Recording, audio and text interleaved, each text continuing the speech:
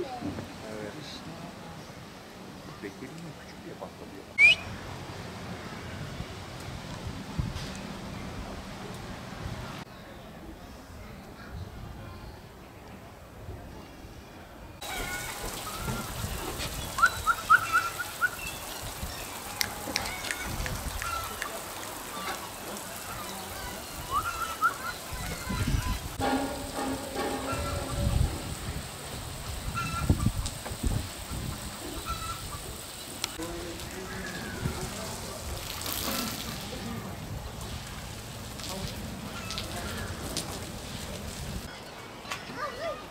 Uyuyacak şimdi.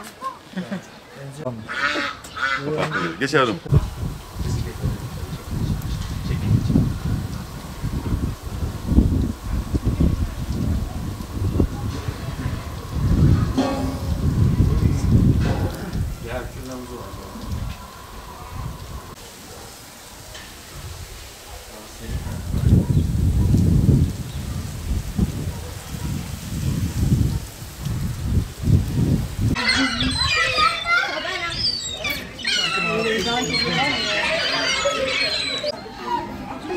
Yolda çıktılar.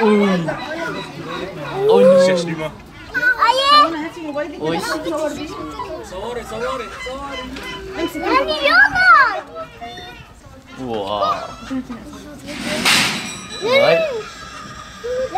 Kocaman ayılar. Hani?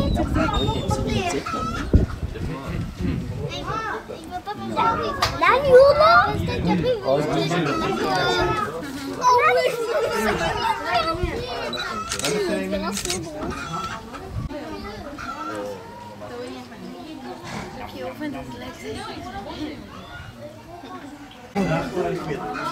Tamam yanındayım. Seni ayılar yesin yam yam yam.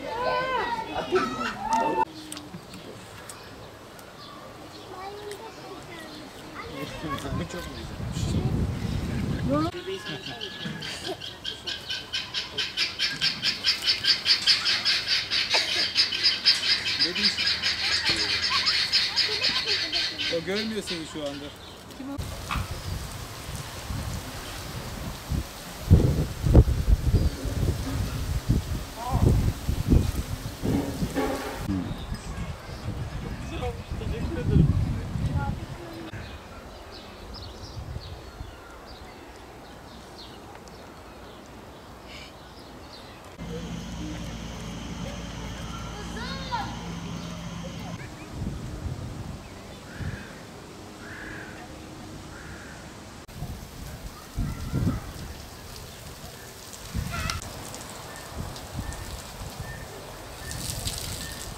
Şu anda bu komplekste 65 tür, 500'e yakın hayvanımız var. Habitatlarımız, hayvanlara özel hazırladığımız habitatlarımız yaz mevsimi ve kış mevsiminde olmak üzere onların yaşamlarını sürdürmelerine yardımcı oluyor. Yaz mevsimlerinde onlar için özel havuzlarımız, soğutucu sistemlerimiz bulunmakta. Yaz mevsimi ve kış mevsimine mevsim arasındaki geçişlerde doğal olarak hayvanların metabolizmaları, yeme içme gibi alışkanlıkları çok büyük oranda değişiyor. Dolayısıyla onların beslenmelerini, rasyonlarını da bu mevsimsel geçişe ve onların metabolizmalarına göre hazırlıyoruz. Özellikle ayılar, kürklü hayvanlarımız, işte yırtıcı hayvanlarımız için büyük oranda rasyonlar değişiklik gösterebiliyor.